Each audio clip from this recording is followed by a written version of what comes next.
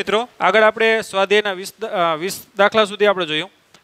હવે આપણે સ્વાધ્યાયનો દાખલો નંબર 21મો સ્ટાર્ટ કરીએ. તો સ્વાધ્યાયનો દાખલા નંબર 21મો છે એ આ રીતનો છે. તમને કીધું એક ગોળો છે. ગોળાની જે ત્રિજ્યા છે એ 10 સેન્ટીમીટર છે.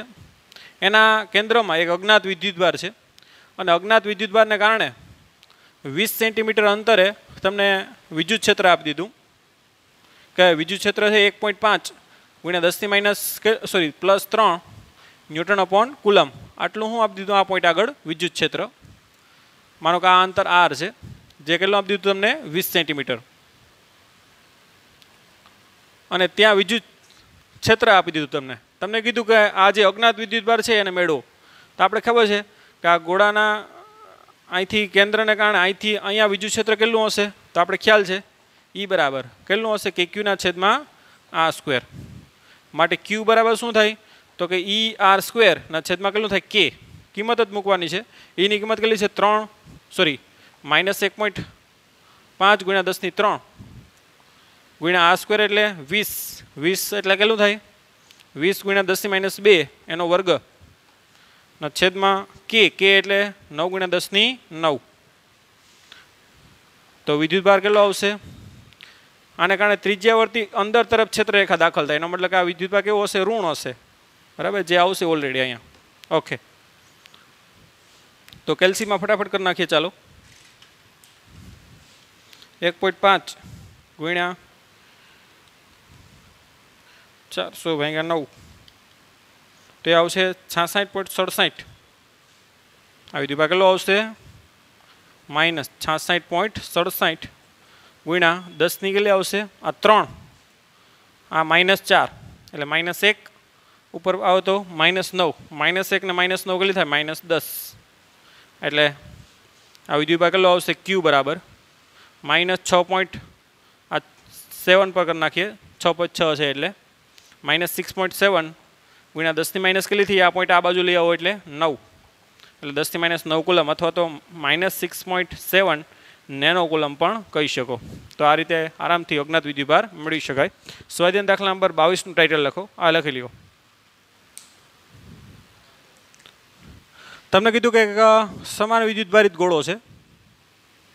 એના ઉપર વિદ્યુતભાર આ રીતે પથરાયેલો છે. ગોળીય કવચ છે, ધ્યાન આપજો. એટલે બધો જે વિદ્યુતભાર છે એવી રીતે ગોળાની શું હશે? સપાટી ઉપર. અને એની પૃષ્ઠઘનતા હશે. અને પૃષ્ઠઘનતા તમને આપી દીધી 80 માઇક્રોકુલમ પ્રતિ મીટર સ્ક્વેર. મતલબ કે 1 મીટર સ્ક્વેરમાં કેટલો વિદ્યુતભાર હશે? 80 માઇક્રોકુલમ. તમને આ ગોળાની વ્યાસ આપી દીધો. આ જે વ્યાસ છે તમને એ 2.4 મીટર આપ્યો. એટલે ત્રિજ્યા કેટલી થાય? તો કે 1.2 મીટર. બરાબર, વ્યાસ કેટલો છે? 2.4 એટલે ત્રિજ્યા કેટલી થાય? 1.2 મીટર. તો બે તમને વસ્તુ આપી દીધી. એક ગોળો છે, એના ઉપર પૃષ્ઠઘનતા, અને એક ગોળાની ત્રિજ્યા આપી દીધી. તમને કીધું કે ગોળા ઉપર રહેલો વિદ્યુતભાર મેળવો. તો પૃષ્ઠઘનતા ઉપરથી મળી જાય કે ભાઈ પેલું શું કીધું? ગોળાનો વિદ્યુતભાર. તો આપણે ખબર છે ગોળાની પૃષ્ઠઘનતા સિગ્મા બરાબર શું લખાય? ગોળા ઉપર રહેલો કુલ વિદ્યુતભાર ક્યુ ના છેદમાં એનું શું આવશે? કુલ ક્ષેત્રફળ એ. હવે આપણે ખબર છે ગોળાનું ક્ષેત્રફળ કેટલું થાય? 4πr². સ્મોલ r સ્ક્વેર લખો. માટે ક્યુ બરાબર શું આવશે? તો કે સિગ્મા ઇન્ટુ 4πr². કિંમત મૂકી દો. ચાલો, સિગ્મા કેટલું છે? 80 માઇક્રોકુલમ પ્રતિ મીટર સ્ક્વેર. એટલે માઇક્રો એટલે કેટલી થાય? 10⁻6 ગુણ્યા 4 ગુણ્યા 3.14 ગુણ્યા આર એટલે 1.2 છે ને, મીટર. મીટરમાં જ છે. 1.2 નો શું આવશે? વર્ગ. માટે કેલ્સીમાં કરીએ. 80 ગુણ્યા 4 ગુણ્યા 3.14 ગુણ્યા 1.2 ગુણ્યા 1.2, તો એ આવશે 1446.9 મલ્ટીપ્લાય 10⁻⁶ કેટલો આવશે? -6. એટલે -6. ચાલો 1.43 કરી નાખીએ.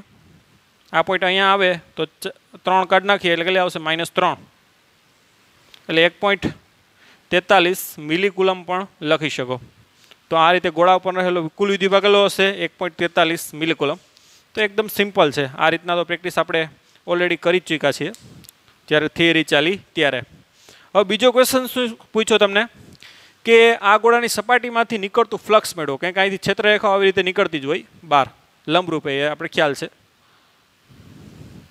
કે ધન વિદ્યુતભાર છે એટલે આ બધો વિદ્યુતભાર ક્યાં કેન્દ્રિત થયેલો હોય? કેન્દ્ર ઉપર કેન્દ્રિત થયેલો હોય, એમ વર્તતો હોય. ભલે છે સપાટી ઉપર પણ ક્ષેત્રરેખાઓ એ રીતે જ નીકળે. તમને ખ્યાલ આવ્યો? ત્રિજ્યાવર્તી દિશામાં જ આ રીતે, બરાબર. એટલે આ ગોળાની સપાટી ઉપરનો વિદ્યુતભાર ક્યાં કેન્દ્રિત થયેલો? કેન્દ્ર ઉપર કેન્દ્રિત થયેલો વિચારી શકો, જે આટલો છે. માટે ફ્લક્સ મેળવવું હોય ગોળાની સપાટી માટે, ફ્લક્સ આ લખના હું ગોળાની સપાટીમાંથી પસાર થતું ફ્લક્સ ની વાત કરીએ તો ફાઈ બરાબર શું થાય? ઘેરા તો કુલ વિદ્યુતભારના છેદમાં શું થાય? એપ્સિલોન 0. અહીંયા ઘેરા તો કુલ વિદ્યુતભાર કેટલો આપી દીધો? ક્યુ આપણે મેળવી લીધો, જે ઓલરેડી કેટલો છે તો કે 1.43 ગુણ્યા 10⁻³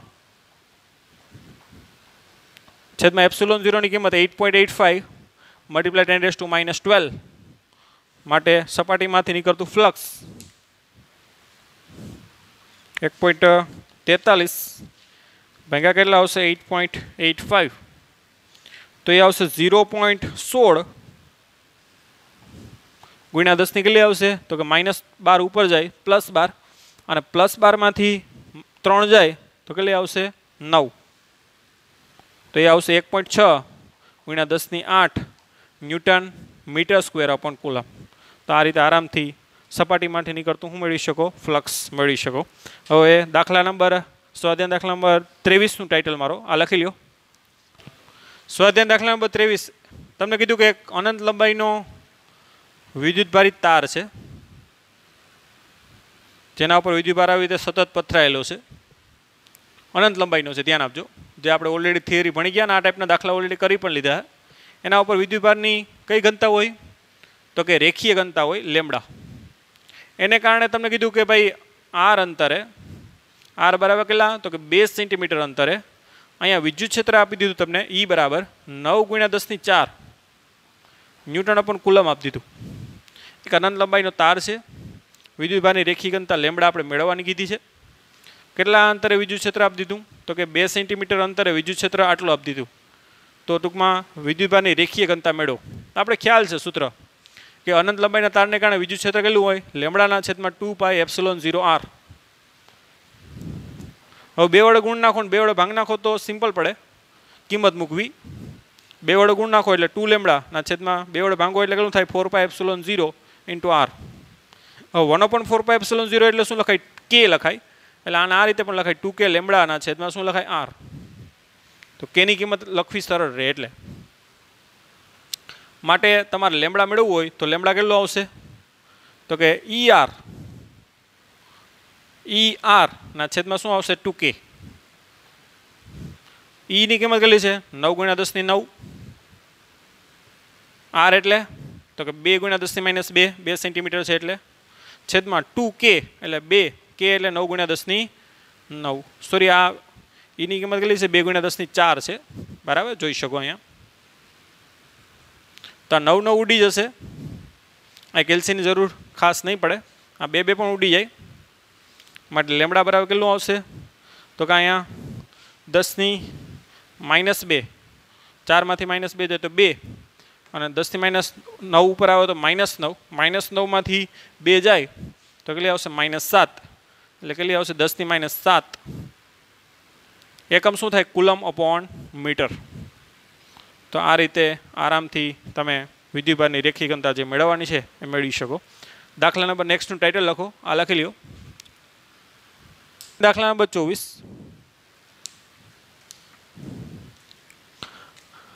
આ દાખલો તમારે કરશો એટલે ચેપ્ટર નંબર 2 માં પણ થોડુંક ઉપયોગી થશે. તમને કીધું કે 2 પ્લેટ છે આવી રીતે.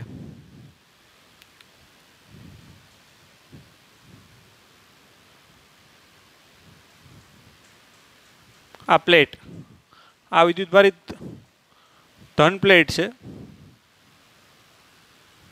એની સામે આવી રીતે ઋણ વિદ્યુતભારિત પ્લેટ રાખેલી છે.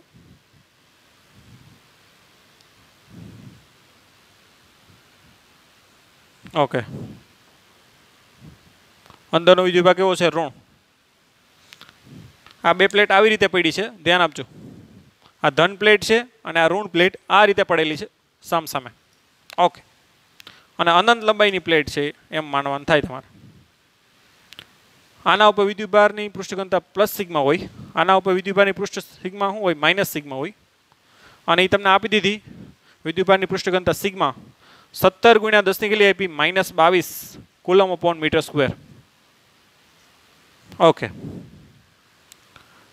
તો એક આવી રીતે ધન પ્લેટ છે, એક ઋણ પ્લેટ છે, એને આવી રીતે નજીક નજીક રાખેલી છે. તમને કીધું કે આ બંને પ્લેટની વચ્ચે વિદ્યુત ક્ષેત્ર મેળવવાનું છે. આ પ્લેટની આ જમણી સાઈડ મેળવવાનું છે અને આ પ્લેટની ડાબી સાઈડ. આ ત્રણ જગ્યાએ વિદ્યુત ક્ષેત્ર મેળવવાનું છે તમારે, અહીંયા, અહીંયા અને અહીંયા.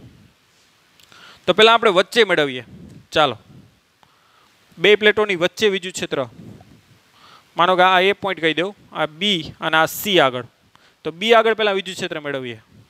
તો આને કારણે ખબર છે ને, આપણે અનંત લંબાઈની પ્લેટને કારણે વિદ્યુત ક્ષેત્ર મેળવી લીધું ઓલરેડી, કે ભાઈ ધન વિદ્યુતભારિત પ્લેટ હોય એને કારણે કોઈ પણ અંતરે, ધ્યાન આપજો, કોઈ પણ અંતરે વિદ્યુત ક્ષેત્ર કેટલું થાય?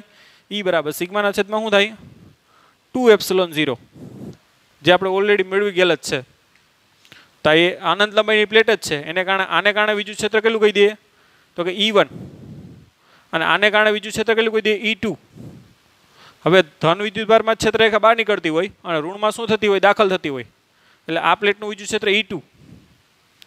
તો E1 કેટલું થાય? ચાલો પહેલાં લખ નાખીએ, બી આગળ વિદ્યુત ક્ષેત્ર. ચાલો ટોટલ E બરાબર શું થશે?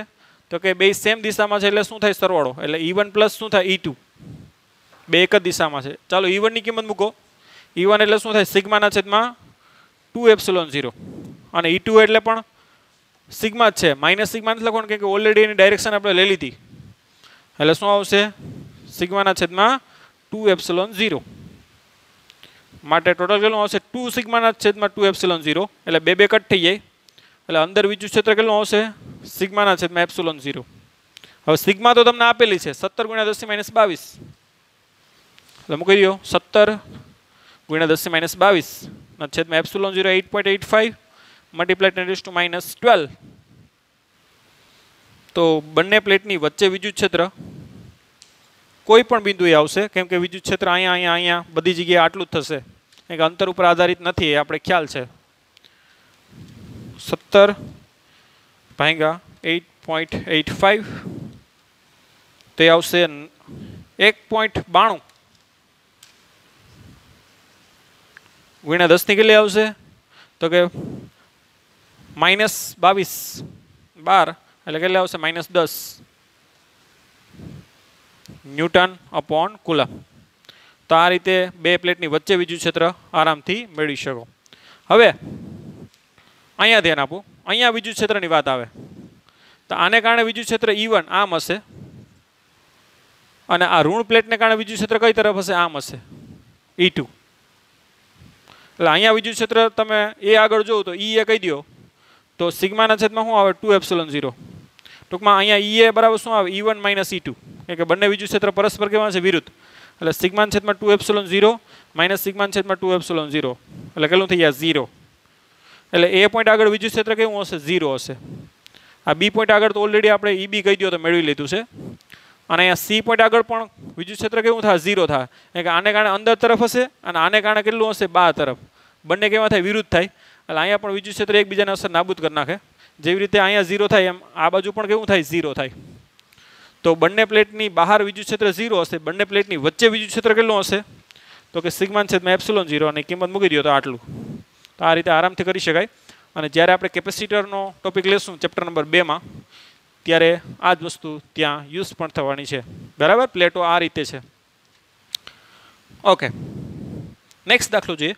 હવે આમાં વસ્તુ એ છે કે આ પ્લેટ છે આવડી જ છે માનો, પણ એકદમ નજીક હોય ને પ્લેટ આ, તો આ વસ્તુ કેવું અનંત લંબાઈની પ્લેટ કહી શકો, કારણ કે આ વચ્ચેનું અંતર એકદમ નાનું હોય અને પ્લેટ આવી રીતે મોટી હોય, તો આ બંને પ્લેટોને કેવી ગણી શકો? અનંત લંબાઈની. વાસ્તવમાં ભલે ને આવડી જ પ્લેટ હોય, પણ આટલું અંતર હોય તો આટલા અંતર માટે આ પ્લેટ કેવી કહી શકાય? અનંત લંબાઈની કહી શકાય. તો અનંત એટલે એ રીતે આપણે સમજી ચૂક્યા છે. ઓકે, હવે સ્વાધ્યાય દાખલા નંબર 25 ટાઇટલ લખી લ્યો. સ્વાધ્યાયનો દાખલા નંબર 25 વધારાનો સ્વાધ્યાય દાખલો ચાલુ થયો છે. આપણે મિલિકન ઓઇલ ડ્રોપ એક્સપેરિમેન્ટ ઓલરેડી સમજાવેલ છે. તો મિલિકન ઓઇલ ડ્રોપ એક્સપેરિમેન્ટમાં તમને કીધું હતું કે ઓઇલને વિદ્યુતભારિત કરવાનું હોય એક્સરે દ્વારા, અને એને શું રાખવાનું હોય છે? તો કે કોઈ પણ બિંદુ આગળ આવી રીતે સ્થિર રાખવાનું હોય. એના માટે આપણે ખબર છે એને કની વચ્ચે રાખતા હતા? ધન પ્લેટ અને ઋણ પ્લેટ વચ્ચે. તો વિદ્યુત ક્ષેત્ર દ્વારા એને આવી રીતે શું રાખવાનું હોય? સ્થિર રાખવાનું હોય. એટલે કે જેટલું નીચે mg બળ લાગે એટલું જ ઉપર એને શું લાગે? વિદ્યુત ક્ષેત્રને કારણે QE જેટલું બળ લાગે. બરાબર, આપણે ઓઇલ ડ્રોપ એક્સપેરિમેન્ટ ઓલરેડી સમજી ગયા હતા. એવું હોય તો પાછું કરીએ, નો પ્રોબ્લેમ. નીચે તમે ગમે એ પ્લેટ લખી શકો. જો ઋણ વિદ્યુતભારિત હોય, ઓઇલ થતા હોય તો નીચે કઈ પ્લેટ લેવાય? ઋણ લેવાય. અને ઉપર પ્લેટ કેવી લેવાય? ધન લેવાય. અહીંથી આપણે ગેપ રાખ્યો તો તમને ખ્યાલ હોય તો ઓઇલને પાસ થવા માટે.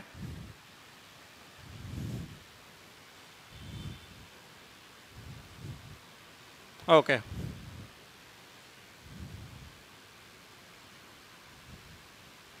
તો આ ઓઇલ છે એમાં તમને કીધું કે આ ઋણ વિદ્યુતભારિત ઓઇલ ડ્રોપ છે અને એમાં 12 વધારાના ઇલેક્ટ્રોન છે. કેટલા? 12. એટલે એનો વિદ્યુતભાર Q બરાબર શું થાય? એની. એટલે મળી જશે વિદ્યુતભાર. હવે એને કારણે એનું શું લાગશે? અપાકર્ષણ. અને નીચે બળ ક્યું લાગશે? mg. એટલે ઉપર કેટલું બળ લાગે? F બરાબર વિદ્યુત ક્ષેત્રમાં છે ને ધન અને ઋણ વચ્ચે વિદ્યુત ક્ષેત્ર હોય, અને વિદ્યુત ક્ષેત્ર તમને ઓલરેડી આપી દીધું કે 2.55 ગુણ્યા 10⁴ ન્યૂટન અપોન કુલમ છે.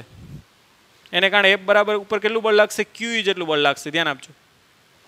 હવે આને સ્થિર કરવું હોય તો જેટલું ઉપર તરફ બળ લાગે, સોરી નીચે તરફ એનું વજન બળ હોય એટલું જ ઉપર તરફ કયું બળ લાગે? QE. બરાબર. તમને અહીંયા કીધું કે આ ઓઇલ છે ને એની ત્રિજ્યા મેળવો.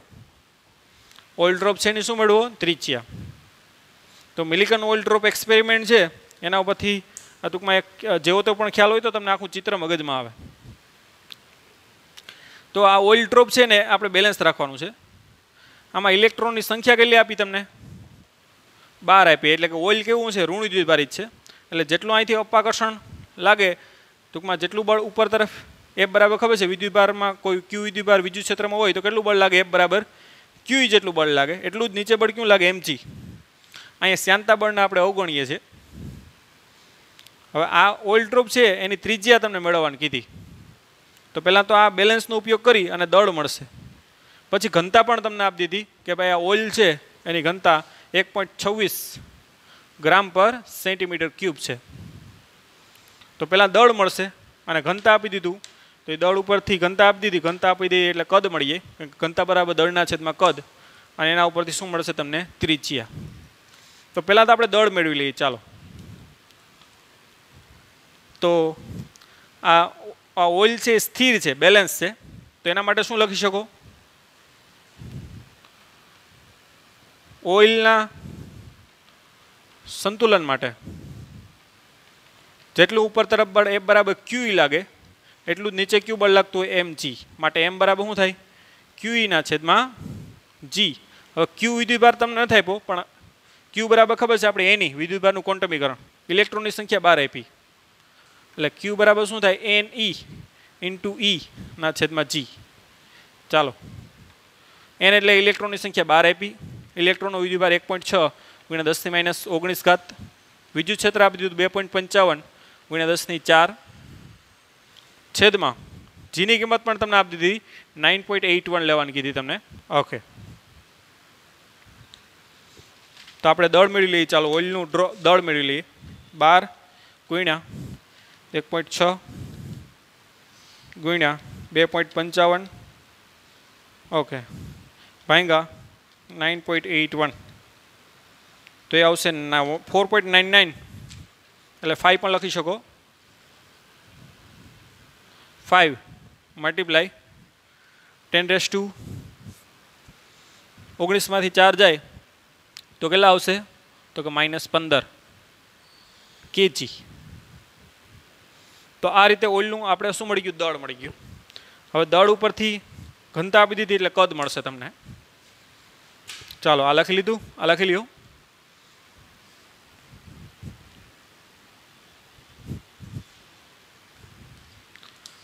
હવે ઓઇલનું ઘનતા બરાબર ઓઇલનું દળના છેદમાં શું થાય કદ।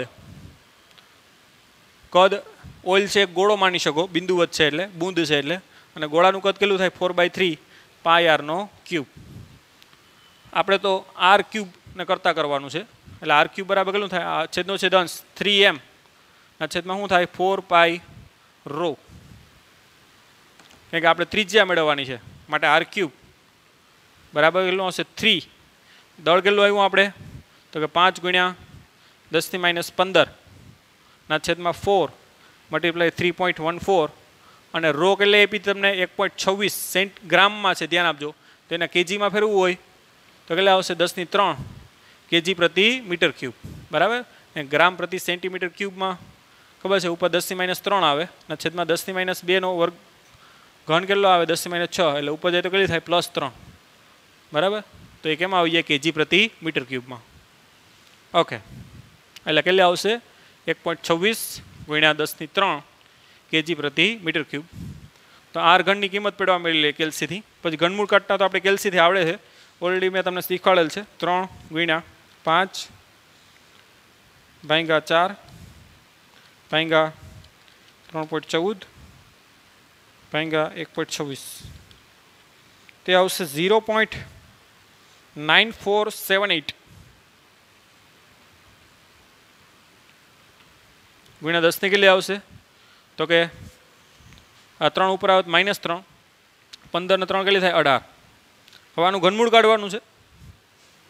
હવે આ લખી લો આગળનું, નાના અક્ષર થા તમને નહીં દેખાય, પ્રોબ્લેમ તમને થા।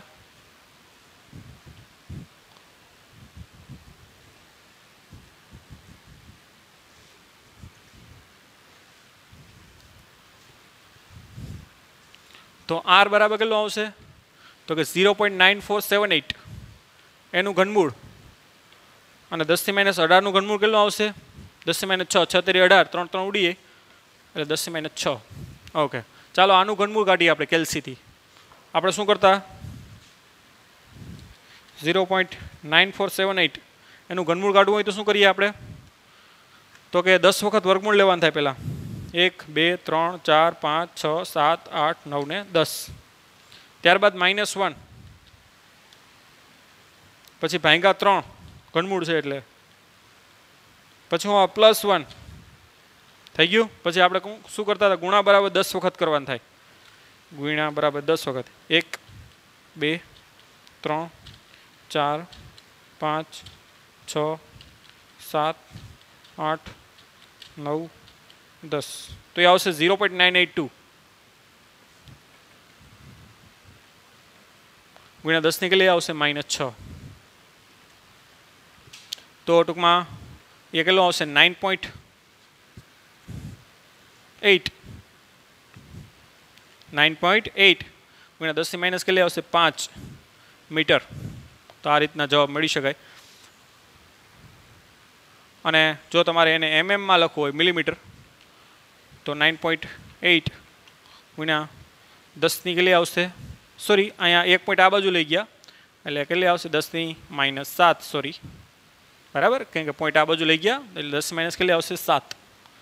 10⁻4 ગુણ્યા 10⁻3 તો બુકમાં જવાબ તમારે માં આપેલ છે 7 એટલે શું થાય 10⁻4 ગુણ્યા 10⁻3 એટલે 9.8 ગુણ્યા 10⁻4 મિલીમીટર। તમને કહ્યું કે સાહેબ જવાબ બુક પ્રમાણે તો આ બુક પ્રમાણે। ઓકે તો આ થઈ ગયો દાખલો સ્વાધ્યાય દાખલા નંબર 25 મિલિકનનો ઓર્ડર ઓફ એક્સપેરિમેન્ટ। મેં થિયરીમાં ઓલરેડી તમને સમજાવી દીધો તો એ વસ્તુ સમજી લો એટલે ડાયરેક્ટ આ દાખલો તમને આરામથી ફાવે। ઓકે દાખલા નંબર હવે 26મો જુઓ, લખી લો। સ્વાધ્યાય દાખલા નંબર 26માં તમને આવી રીતે 5 અલગ અલગ વિદ્યુત ક્ષેત્ર રેખાઓની આકૃતિ આપેલી છે। તો વિદ્યુત ક્ષેત્ર રેખાઓ સ્થિત વિદ્યુત શાસ્ત્રની છે આપણે ખ્યાલ છે, અને તમને કીધું કે આમાં કઈ ક્ષેત્ર રેખાઓ સાચી છે અને કઈ ક્ષેત્ર રેખાઓ ખોટી છે। તો તમને એ આપી દીધું આ, તો એમાં એક આ સુવાહક આપેલ છે, એના ઉપર આવી રીતે વિદ્યુતભાર સપાટી ઉપર છે, ધન વિદ્યુતભાર સુવાહક આવી રીતનો છે 3D માં, અને એની ક્ષેત્રરેખાઓ આ રીતે આપેલ છે. હવે અહીં ધ્યાન આપો, ક્ષેત્રરેખાઓ છે ને હંમેશા સુવાહકની સપાટીને કેવી હોય? લંબ હોય. તો અહીંયા જો તમને આ લંબ નથી, સપાટીને કેવી હોય? લંબ હોય. આ લંબ છે નહીં. તો બધી ક્ષેત્રરેખાઓ સપાટીને આવી રીતે કેવી હોય? લંબ રૂપે નીકળતી હોય. ધન વિદ્યુતભાર છે તો લંબ રૂપે શું થતી હોય? નીકળતી હોય. અને ઋણ વિદ્યુતભાર હોય તો દાખલ થતી હોય. જે ચેપ્ટર નંબર 2 માં આપણે સ્પષ્ટ રૂપે સમજવાના જ છે. તો આ સુવાહકની ક્ષેત્રરેખાઓ કેવી છે? રોંગ છે. શા માટે? કે લંબ રૂપે બહાર નીકળતી નથી. જો લંબ રૂપે આવી રીતે નીકળવી જોઈએ, સપાટીને કેવી રીતે? લંબ રૂપે. તો અહીંયા ગમે એમ નીકળે છે, તમે જોઈ શકો. તો એ ક્ષેત્રરેખાઓ કેવી છે? રોંગ છે. તો પહેલી ક્ષેત્રરેખાઓ છે એ ખોટી છે. ત્યારબાદ બીજીની વાત કરીએ તો આ ધનમાંથી વિદ્યુત ક્ષેત્રરેખાઓ બહાર નીકળે અને ઋણમાં દાખલ થાય, આપણે ખ્યાલ જ છે. આ એટલું સાચું છે. પણ ઋણમાંથી બહાર નીકળે ને ધનમાં દાખલ થાય? ના થાય. આ પોર્શન સાચો છે પણ આ પોર્શન ખોટો છે. આ પોર્શન પણ ખોટો છે કે ધનમાંથી ધન દાખલ થાય નીકળે પણ ધનમાં પછી દાખલ થાય ના થાય. એટલે આટલું સાચું છે પણ ઓલ ઓવર આખું કેવું છે? ખોટું છે. એટલે આ ક્ષેત્રરેખા પણ કેવી છે? ખોટી છે. એનું કારણ આ કે ઋણમાંથી બહાર નીકળે ધનમાં દાખલ ના થાય. તો આ ક્ષેત્રરેખાઓ પણ કેવી છે? ખોટી છે. હવે ત્રીજું સી આ આપેલ છે, ધન વિદ્યુતભારની ક્ષેત્રરેખાઓ આપેલ છે. ધનમાંથી વિદ્યુત ક્ષેત્રરેખાઓ બહાર નીકળતી હોય આ રીતે, અને બંનેની ક્ષેત્રરેખાઓ એકબીજાને શું કરે? અપાકર્ષે. તો આ આવી રીતે શું લાગે? અપાકર્ષણ લગાડે. જો તો આ ક્ષેત્રરેખા ધનની આપણે ઓલરેડી થિયરીમાં દોરેલી જ છે. તો આપણે ખ્યાલ છે કે બે ધન વિદ્યુતભારની ક્ષેત્રરેખાઓ આ પ્રમાણે જ હોય. તો આ વસ્તુ કેવી છે? રાઈટ છે. તો આ ક્ષેત્રરેખાઓ કેવી છે? સાચી છે. પછી ચોથાની વાત કરીએ આની, તો આમાં ધનમાં ક્ષેત્રરેખા બહાર નીકળે, આમાંથી બહાર નીકળે, અને આમાં પણ આ ધન વિદ્યુતભાર જ છે કે શું છે? તો એ પણ ધન છે. તો એ શક્ય નથી. પણ બીજી વસ્તુ એ, ધનમાંથી બહાર નીકળે ધનમાં દાખલ ન થાય. સપોઝ કે અહીં ઋણ આપ્યો હોય, ચાલો તમે કે ધનમાંથી નીકળે અને ઋણમાં ચાલો દાખલ થાય, ચાલો અહીં ઋણ લઈ લઈએ, તો સાચી છે? નહીં. એ ક્ષેત્રરેખા શું થાય? અહીંયા ક્રોસ થાય. ક્ષેત્રરેખાઓ ખબર છે આપણે ક્યારે પણ એકબીજાને સ્પર્શે નહીં, અને સ્પર્શે તો એના બે સ્પર્શક મળે, જે બે દિશા હોવાનું શું કરે? સૂચન કરે. એક પોઈન્ટ આગળ બે દિશા ક્યારેય હોય નહીં. એટલે ક્ષેત્રરેખાઓ ક્યારેય પણ છેદતી નથી એમ કહી અને કહી શકો કે ભાઈ આ ડી છે એ ક્ષેત્રરેખાઓ કેવી છે? ખોટી છે. પછી ઈની વાત આવે છેલ્લું. તો આપણે ખ્યાલ છે ધનમાં ક્ષેત્રરેખાઓ જો બહાર નીકળે છે અને ઋણમાં દાખલ થાય છે, આ રીતે થાય છે? તો કે યસ થાય છે, નો પ્રોબ્લેમ. પણ ક્ષેત્રરેખાઓ જો અહીંયા બંધગાળો રચે, ક્ષેત્રરેખા શું રચે? અહીંયા બંધગાળો, જે શક્ય નથી. ક્ષેત્રરેખા ક્યારે પણ બંધગાળો રચી શકે નહીં. તો આ બંધગાળા છે એ રોંગ છે. માટે આ પણ ક્ષેત્રરેખાઓ કેવી છે? ખોટી છે. તો માત્ર આમાં એક જ સાચી છે. કઈ? તો કે ધનની ક્ષેત્રરેખાઓ દોરેલી છે એ સાચી છે. બાકીમાં અલગ અલગ આપણે રીઝન પણ આપ્યા, અને રીઝન આપણે કીધું કે આ ક્ષેત્રરેખાઓ આ રીતે કેવી છે? રોંગ છે. તો આજના લેક્ચરમાં આપણે દાખલા નંબર 26 સુધી રાખીએ. નેક્સ્ટ લેક્ચરમાં આપણે વધારાના દાખલા જે 27મો છે ત્યાંથી આગળ વધશું. તો bye bye, take care, have a nice day.